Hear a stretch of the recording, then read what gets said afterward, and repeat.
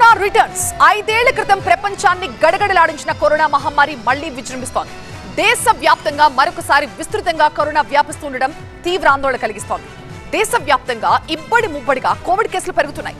July 1 నుంచి దేశవ్యాప్తంగా 340కి పైగా కోవిడ్ కేసులు నమోదయ్యాయి. ఏపీలో కూడా దడ పుట్టిస్తోంది కరోనా వైరస్. ఏపీలో గడిచిన 20 రోజుల్లోనే 13కు పైగా కేసులు నమోదయ్యాయి. కడపలో 8, గుంటూరులో 3, విశాఖలో 1, కాకినాడలో 1 కేసు నమోదైంది. కోవిడ్ తో ఇప్పటికీ 4 చనిపోయారు. హోమ్ ఐసోలేషన్ లో వారు 3 ఉన్నారు. హాస్పిటల్లో 2కి చికిత్స కొనసాగుతోంది.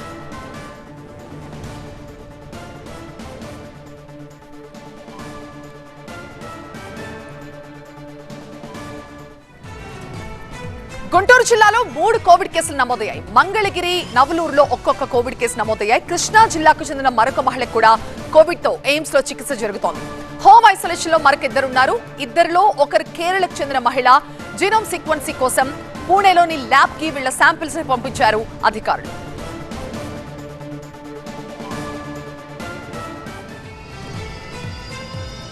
సో గుంటూరు నుంచి మా ప్రతినిధి నాగరాజు మనకి లైవ్ లో జాయిన్ అవుతారు మరింత సమాచారంతో. నాగరాజు, ఈ కేసెస్ కి సంబంధించి అటు వైద్య అధికారులు ఏం చెప్తున్నారు, డాక్టర్స్ ఏం చెప్తున్నారు? మళ్ళీ గతంలో లాగా కోవిడ్ విజృంభించే అవకాశాలు ఉన్నాయా? ఎయిమ్స్ ఆసుపత్రి చికిత్సకు వచ్చే వారిలోనే ముఖ్యంగా 3కి ఈ కోవిడ్ లక్షణాలు ఉన్నట్లు కూడా గుర్తించారు. అయితే ఇద్దరు ఆరోగ్య పరిస్థితి నిలకడగా ఉండటంతోనే వారిద్దరిని కూడా ప్రాథమిక చికిత్స అనంతరం హోమ్ ఐసోలేషన్లో ఉండాలని చెప్పేసి అక్కడి నుంచి పంపించడం జరిగింది. కృష్ణా జిల్లాకు సంబంధించిన మహిళకు మాత్రం తీవ్ర అనారోగ్యంగా ఉండడంతో ఆమెను ఆసుపత్రిలోనే ఉంచి చికిత్స అందిస్తూ ఉన్నారు. అయితే ఇప్పటికే వైద్యాధికారులు కూడా అప్రమత్తమయ్యారు. జిల్లాకు సంబంధించిన డిఎంహెచ్ఓతో పాటు గుంటూరుకు సంబంధించిన జీజీహెచ్ అతిపెద్ద ఆసుపత్రిగా ఉంది. ఇక్కడ కూడా చాలా పెద్ద సంఖ్యలో ఫీవర్తో బాధపడేవాళ్ళు, జ్వరంతో బాధపడే వాళ్ళు వస్తుంటారు. కాబట్టి ఇక్కడ కూడా అప్రమత్తమైన వైద్యాధికారులు ఆర్టీపీసీఆర్ కిట్లను కూడా 250 సంఖ్య ఉన్న ఆర్టీపీసీఆర్ కిట్లను కూడా సిద్ధం చేసుకున్నారు. ఎక్కడైనా సరే అనుమానితులు కనుక వచ్చినట్టయితే వాళ్ళకి ముందుగా కోవిడ్ పరీక్షలు నిర్వహించిన తర్వాతే చికిత్స అందించే విధంగా కూడా ఏర్పాట్లన్నీ జరుగుతూ ఉన్నాయి. మరొక వైపు ఎయిమ్స్లో గత కొంతకాలంగా జ్వరంతో బాధపడుతూ వస్తున్న వారిలో ఈ కోవిడ్ లక్షణాలు కనిపిస్తుండటంతో అక్కడ కూడా వైద్య బృందం అంతా కూడా అప్రమత్తమైంది. ప్రత్యేకంగా ఒక ఫీవర్ వార్డును కూడా ఏర్పాటు చేసిన పరిస్థితి అయితే కనిపిస్తూ ఉంది. అటు ఎయిమ్స్ ఆసుపత్రితో పాటు ఇటు డిఎంహెచ్ఓ, మరొక వైపు జీజీహెచ్ ముగ్గురు కూడా సమన్వయంగా పనిచేయాలని చెప్పేసి ఇప్పటికే కూడా ఉన్నతాధికారుల నుంచి ఆదేశాలు అందాయి. ఆ దిశగా కూడా ఇక్కడ ఏర్పాట్లన్నీ జరుగుతూ ఉన్నాయి. అయితే ప్రస్తుతం మంగళగిరి పరిసర ప్రాంతాల్లో మాత్రమే 3 కేసులు నమోదైనట్టుగా కూడా గుర్తించారు. కానీ మిగతా జిల్లాలో ఎక్కడా కూడా ఇప్పటివరకు అయితే కోవిడ్ కేసులు నమోదు కాలేదు. కానీ ఫీవర్తో వచ్చే వాళ్ళ సంఖ్య పెరుగుతుంది కాబట్టి వారిలో కూడా కరోనా లక్షణాలు కనిపిస్తున్నాయి. కాబట్టి కరోనా బయటపడే అవకాశాలు ఉండటంతో అప్రమత్తమైన అధికారులు అదేవిధంగా వైద్య సిబ్బంది కూడా ముందస్తు జాగ్రత్తలు అయితే తీసుకుంటున్న నేపథ్యం కనిపిస్తూ ఉంది. ఎక్కడా కూడా ఆసుపత్రికి వచ్చిన తర్వాత వెంటనే వాళ్ళకి ఆర్టీపీసీఆర్ ద్వారా టెస్టులు చేయడం, అదేవిధంగా వాళ్ళకి అవసరమైన చికిత్స అందించేందుకు ప్రత్యేకమైన వార్డులు కూడా ఏర్పాటు చేయడం జరిగింది. ఇప్పటికైతే మనకి ఎయిమ్స్లో అయితే ప్రత్యేక వార్డు ఏర్పాటు చేశారు. కానీ జీజీహెచ్లో కూడా ఇంకా ప్రత్యేక వార్డు అయితే ఏర్పాటు చేయలేదు. ఆర్టీపీసీఆర్ కిట్లు మాత్రమే రెడీ చేసుకున్నారు. దీనికి సంబంధించి సూపరింటెండెంట్ కూడా వివిధ వర్గాలతో మాట్లాడుతున్న నేపథ్యం కనిపిస్తుంది. మరొక వైపు డిఎంహెచ్ఓ కూడా ఏదైతే ఇప్పటికే ఎయిమ్స్లో 3కి ఈ కరోనా లక్షణాలు కనిపించాయో వారి శాంపిల్స్ అన్నింటిని కూడా పూణే వైరాలజీ ల్యాబ్కి పంపించారు. ఎందుకంటే ముఖ్యంగా జీనోమ్ సీక్వెన్సీ తెలుసుకోవాల్సి ఉంది. గతంలో వచ్చిన కరోనాకి ఇప్పుడు వచ్చిన కరోనాకి ఒకే రకమైన వైరసా కారణమా కాదనేది కూడా చెక్ చేయాల్సి ఉంది. కాబట్టి వైద్యాధికారులు ఆ దిశగా కూడా ప్రయత్నాలు ప్రారంభించారు. ముందస్తుగా వైద్య బృందంతో పాటు అధికారులు కూడా అప్రమత్తమైన పరిస్థితి జిల్లాలో కనిపిస్తుంది. Right Nagaraju, thank you. So అది గుంటూరులో పరిస్థితి. జూలై 1 నుంచి దేశవ్యాప్తంగా 340కి పైగా కోవిడ్ కేసులు నమోదైనట్టు తెలుస్తుంది. కేరళలో 115, కర్ణాటకలో 64, మహారాష్ట్రలో 43, తమిళనాడులో 39, అండమాన్లో 18, ఢిల్లీలో 18, రాజస్థాన్లో 12, ఇతర రాష్ట్రాల్లో మరికొన్ని కోవిడ్ కేసులు నమోదైనట్టుగా తెలుస్తోంది. అయితే ఏపీలోని కడపలో మాత్రం కరోనా కేసులు విజృంభిస్తున్నట్టుగా తెలుస్తోంది.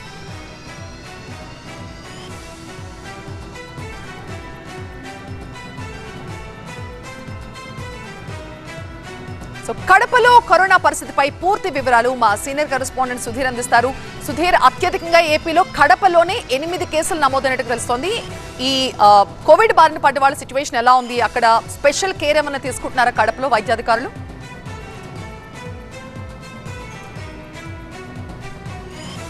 మొదటి కేసు రాజంపేటకు సంబంధించిన వ్యక్తి రాజంపేట నుంచి ఏదైతే చెన్నై వేలూరు ఆసుపత్రి ఉందో వేలూరు ఆసుపత్రికి వెళ్ళడం జరిగింది. అక్కడ ఊపిరితిత్తుల సంబంధిత వ్యాధితో అతను చనిపోయాడు. అది మొదటి కేసుగా నమోదైంది. ఆ తర్వాత రిమ్స్కి వెళ్ళిన కొంతమందికి జ్వరం వచ్చిన వాళ్ళకి కొంచెం కరోనా టెస్టులు చేస్తే వాళ్ళకి కరోనా లక్షణాలు ఉన్న ఉన్నట్టు తెలిసింది. అయితే వాళ్ళందరికీ సంబంధించి ఈ ల్యాబ్ రిపోర్ట్లను అయితే పూణేకి పంపించారు. ఈ పూణేలో నుంచి ల్యాబ్ రిపోర్ట్లు అయితే రావాల్సి ఉంది. మొత్తం కడపకు సంబంధించి 3 చనిపోయారు. ఒకటి రాజంపేటకు సంబంధించిన వ్యక్తి, కడప నగరానికి సంబంధించి మాసపేటకు సంబంధించిన వ్యక్తి ఒకళ్ళు, మరొక వ్యక్తి, ఇలా 3 చనిపోయారు. మిగతా 5గురికి సంబంధించిన శాంపిల్స్ అయితే సేకరించి వారి శాంపిల్స్ అన్నింటిని కూడా పూణేకి పంపించడం జరిగింది. అయితే ఆ రిపోర్ట్లు అయితే ఇంకా రావాల్సి ఉంది. దాని మీద ఇంకా వివరణ అయితే వైద్య శాఖ అధికారులు ఇంతవరకు ఇవ్వలేదు. అయితే దానికి సంబంధించి ఏదైతే మొదటి కేసు నమోదై చనిపోయారో అప్పటి నుంచి కూడా కడప రిమ్స్లో ప్రత్యేక వార్డుని అప్రమత్తం చేశామని చెప్పేసి డిఎంహెచ్ఓ ఇన్ఛార్జ్ డిఎంహెచ్గా ఉన్న వ్యక్తి చెప్పారు. దానికి సంబంధించి ఇప్పటికే కడప రిమ్స్లో 10 బెడ్స్కి సంబంధించిన కోవిడ్ వార్డు రెడీగా ఉందని చెప్పారు. అంతేకాకుండా ఏదైతే కరోనా కిట్స్ ఉన్నాయో ఆ కరోనా కిట్లన్నింటినీ కూడా రెడీ చేశాము. ఏదైతే ఈ 5 శాంపిల్స్ పంపించారో వారందరినీ కూడా హోమ్ ఐసోలేషన్లో ఉంచాము. వాళ్ళకి ఎటువంటి ఇబ్బంది లేదు. వాళ్ళకి మైల్డ్ లక్షణాలు మాత్రమే ఉన్నాయి కాబట్టి వారికి టెస్టులు చేసి వాళ్ళని ఇంటికి పంపించడం జరిగింది. వారందరూ కూడా హోమ్ ఐసోలేషన్లో ఉన్నారని చెప్తా ఉన్నారు. మొత్తం మీద మొదటిసారిగా ఏదైతే మొదట కరోనా వేవ్ తర్వాత మరోసారి కడపలో ఈ కరోనా విజృంభించడంతో ఇక్కడ అధికారులందరూ కూడా అప్రమయ్యారు. కానీ ఏదైతే ఈ కడప రిమ్స్కు సంబంధించిన వార్డులు అయితే కూడా ప్రస్తుతం అయితే వాటిని మళ్ళీ తెరిచి అక్కడ ఏదైతే ఈ శానిటరీ కిట్స్ అయితే ఉన్నాయో అన్నింటినీ కూడా రెడీ చేశామని చెప్తున్నారు. ఓవరాల్గా కడపకు సంబంధించి ప్రస్తుతం 3 చనిపోగా మిగతా 5 శాంపిల్స్ అయితే పూణేకి సంబంధించిన ల్యాబ్కు పంపించారు. ఆ రిపోర్ట్లు వచ్చిన తర్వాత ఆ లక్షణాలను బట్టి అవి ఏ వేరియంట్కి సంబంధించిన లక్షణాలు అనే దాని మీద అయితే ఒక క్లారిటీ ఇచ్చే అవకాశం అయితే కనబడతా ఉంది. రైట్ సుధీర్. సో ఏపీలో జూన్ 26 నుంచి ఇప్పటి వరకు 67 మందికి పరీక్షలు నిర్వహించగా 13 మందికి పాజిటివ్ వచ్చింది. అంటే టెస్ట్ చేసిన ప్రతి 6గురిలో ఒకరికి కోవిడ్ నిర్ధారణ జరిగింది. కడప, గుంటూరు, కృష్ణా, విశాఖ, కాకినాడ జిల్లాల్లో కోవిడ్ కేసులు వెలుగులోకి వచ్చాయి. కోవిడ్ పాజిటివ్ వచ్చిన వారిలో 4 మృతి చెందినప్పటికీ వాళ్లకు ఇతర తీవ్ర అనారోగ్య సమస్యలు కూడా ఉన్నట్టు వైద్య ఆరోగ్య శాఖ చెప్తోంది.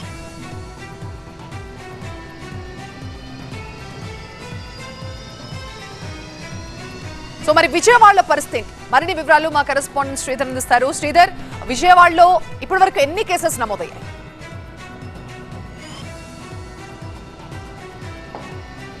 విజయవాడలో చూసుకుంటే ఇప్పటివరకు అయితే కోవిడ్ కేసులు అనేది నమోదు కాలేదని మాత్రం వైద్య శాఖ అధికారులు అంటున్నారు. అయినా కానీ ఇటు వైద్య శాఖ అధికారులతో పాటు రాష్ట్ర ప్రభుత్వం కూడా అప్రమత్తమైంది. జీజీహెచ్ ఆసుపత్రిలో ఇప్పటికే కోవిడ్ ఐసోలేషన్ వార్డులను ఏర్పాటు చేశారు. ప్రతి వార్డులో కూడా దాదాపు 10 బెడ్లు ఉండేట్టు కూడా ఇక్కడ ఉన్నటువంటి వైద్య శాఖ అధికారులు సూచనలు చేశారు. ఇక్కడ ఉన్నటువంటి నర్సులతో పాటు మొత్తం కూడా వైద్య సిబ్బంది కూడా అలర్ట్ అయ్యారు. ఎందుకంటే రాష్ట్రం వ్యాప్తంగా ఇప్పటికే 12 కేసులు నమోదు కావడంతో మొత్తం కూడా అలర్ట్ అయిన పరిస్థితి నెలకొంది. అందులో భాగంగానే ఇటు జీజీహెచ్లో చూసుకుంటే మాత్రం ఇప్పటికే ఐసోలేషన్ వార్డును ఏర్పాటు చేశారు. విజువల్స్లో కూడా చూసుకోవచ్చు. ఐసోలేషన్లో ఇక్కడ బెడ్లు కూడా ఏర్పాటు చేసిన పరిస్థితి నెలకొన్నాయి. అదేవిధంగా ఇటు ఆసుపత్రుల్లో అవసరమైన మేర పీసీఆర్ టెస్టింగ్ కిట్లు, సెలైన్లు, ఆక్సిజన్ బెడ్లు, అదేవిధంగా పర్సనల్ ప్రొటెక్టివ్ ఎక్విప్మెంట్ అంటే పీపీఈ కిట్లు మరియు N95 మాస్కులను కూడా తగినంతగా ఉంచుకోవాలని ఇప్పటికే వైద్య శాఖ అధికారులు ఆదేశాలు జారీ చేసిన పరిస్థితి నెలకొంది. అదేవిధంగా తాజా పరిస్థితులను ఎప్పటికప్పుడు సమీక్షించడానికి ప్రత్యేక కంట్రోల్ రూమ్లను కూడా ఏర్పాటు చేశారు. దాంతోపాటు ర్యాపిడ్ రెస్పాన్స్ టీంలను కూడా ఇటు అధికారులు రంగంలో దించిన పరిస్థితులు నెలకొన్నాయి. శాంపిల్స్ను కూడా అంటే ఇక్కడ కోవిడ్కి ఎవరైనా వస్తే వాళ్ళ శాంపిల్స్ను కూడా ఎప్పటికప్పుడు పూణేలోని ల్యాబులకు పంపిస్తున్నారు. అదేవిధంగా అవగాహన కార్యక్రమాలు అంటే ఎవరు కూడా గతంలో కోవిడ్ వచ్చిన సందర్భంగా కూడా పానిక్ గురై అంటే కోవిడ్తో కాకుండా పానిక్ గురై ఎక్కువ మంది చనిపోయిన పరిస్థితుల నేపథ్యంలో ఎవరు కూడా భయపడాల్సిన అవసరం లేదు. ఒకవేళ కంటిన్యూగా జ్వరం లాంటివి వస్తే వెంటనే ఆసుపత్రిలో చూపించుకొని ఎవరు కూడా కోవిడ్ ఉన్నదని మాత్రం భయపడదు. ఎందుకంటే కోవిడ్ కన్నా కూడా భయంతో ఎక్కువగా చనిపోతారన్న కారణంగా ఇటు అవగాహన కార్యక్రమాలను కూడా వైద్య శాఖ అధికారులు ఇక్కడ ఆసుపత్రులపై ఉంటున్న పరిస్థితి నెలకొంది. అదేవిధంగా రాష్ట్ర ప్రభుత్వం కూడా అలర్ట్ అయింది. అన్ని జీజీహెచ్ ఆసుపత్రుల్లో ఇటు కోవిడ్ కిట్లని అందుబాటులో ఉంచింది. అదేవిధంగా వైద్య శాఖ అధికారులను కూడా అందుబాటులో ఉంచిన పరిస్థితి నెలకొన్నాయి. ఇక విశాఖలో 33 ఏళ్ల యువకుడికి కోవిడ్ పాజిటివ్ వచ్చింది. ఇటీవల హైదరాబాద్కు వెళ్ళొచ్చాడు యువకుడు. జ్వరంతో బాధపడుతూ పరీక్షలు చేయించుకున్నాడు. కోవిడ్ నిర్ధారణ కావడంతో ప్రస్తుతం హోమ్ ఐసోలేషన్ లో ఉండాలని డాక్టర్లు సూచించారు. కోవిడ్ కేసులతో విశాఖ సైతం అలర్ట్ అయింది. విమ్స్ కేజీహెచ్ లో స్పెషల్ వార్డ్స్ కూడా ఏర్పాటు చేస్తుంది గవర్నమెంట్.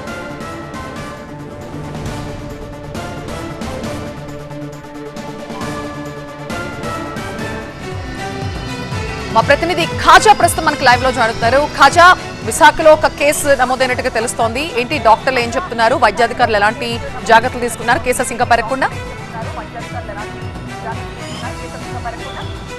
ఎస్, ఈ సీజన్లో ఉత్తరాంధ్రలోనే ఇది తొలి పాజిటివ్ కేసు కోవిడ్కి సంబంధించి. అయితే విశాఖలో ఒక 33 ఏళ్ల యువకుడికి కోవిడ్ నిర్ధారణ పరీక్షలు చేయడంతో కోవిడ్ పాజిటివ్గా తెలియదు. దీంతో అధికార యంత్రాంగం పూర్తి స్థాయిలో అప్రమత్తమైంది. జిల్లా వైద్య శాఖాధికారి ఆధ్వర్యంలో పర్యవేక్షణ జరుగుతుంది. ప్రస్తుతం ఆ యువకుడు జలుబు, దగ్గు, జ్వరం లక్షణాలతో హోమ్ ఐసోలేషన్లో హోమ్ క్వారంటైన్లో ఉంచి చికిత్స అందించాలని వైద్యులు నిర్ధారించి హోమ్ క్వారంటైన్లోనే ఉంచారు. అనుక్షణం పర్యవేక్షిస్తున్నారు. దీంతోపాటు అతని ట్రావెల్ హిస్టరీ ఒకసారి వెరిఫై చేస్తారు. దీంతో అతను గత కొన్ని రోజుల క్రితం హైదరాబాద్ నుంచి వచ్చినట్టు అధికారులు గుర్తించారు. అయితే ఆ కుటుంబ సభ్యులతో పాటు పరిసర ప్రాంతాల్లోని ప్రజలకు కూడా పరీక్షలు చేస్తూ ఉన్నారు. ఒకవైపు టెస్టింగ్, ట్రేసింగ్, కాంటాక్ట్ ఈ 3 పద్ధతుల్లో అధికారులు పూర్తి స్థాయిలో అప్రమత్తమై ట్రేసింగ్ చేసే పనిలో ఉన్నారు. అయితే ఈ 33 ఏళ్ల యువకుడితో పాటు ఇంకా ఎవరికైనా ఈ వ్యాధి లక్షణాలు సోకాయా, ఈ వ్యాధి తీవ్రత ఏ మేర ఉంది, ప్రభావం ఏ మేర ఉండబోతుందంటే ఇప్పటికే అధికారులు పూర్తి స్థాయిలో అప్రమత్తమయ్యారు. ఒకవైపు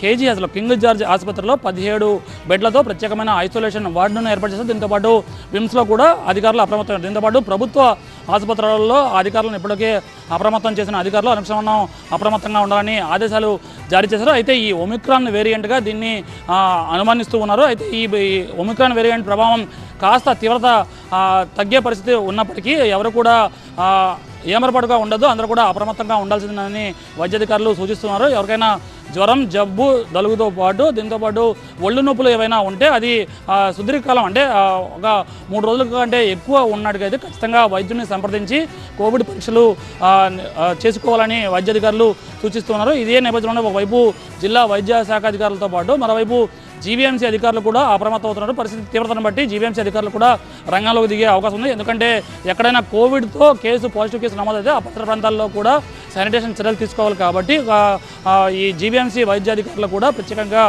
రంగంలోకి దిగే అవకాశం ఉంది. ఇప్పటికే కలెక్టర్ కూడా దీనిపై ప్రత్యేకంగా దృష్టి పెట్టారు. ఎందుకంటే ఈ ఉత్తరాంధ్రలోని తొలి పాజిటివ్ కేసు, దీంతోపాటు వైజాగ్లో ఈ పాజిటివ్ కేసు నమోదైన తర్వాత పొరుగు రాష్ట్రం ఒడిశా కూడా అప్రమత్తమైంది. మల్కన్గిరితో పాటు మిగతా ప్రాంతాల్లో కూడా ఆ ప్రభుత్వం అలర్ట్ చేసింది. ఎందుకంటే ఈ ప్రాంతం నుంచి అటువైపు ఎవరైనా ట్రావెల్ చేసి జరిగితే అక్కడ కూడా ఈ కోవిడ్ కేసులు ప్రభావం పెరిగే అవకాశం ఉన్న నేపథ్యంలోనే పొరుగు రాష్ట్రం కూడా అప్రమత్తమైంది. మొత్తం మీద విశాఖలో ఈ సీజన్లో ఈ తొలి కేసు నమోదవడంతో జిల్లా అధికారి పూర్తి స్థాయిలో అప్రమత్తమైంది. అయితే ఎవరు కూడా ఆందోళన చెందాల్సిన అవసరం లేదంటూనే మరోవైపు అప్రమత్తంగా ఉండాలని అధికారులు సూచిస్తున్నారు. రైట్ ఖాజా.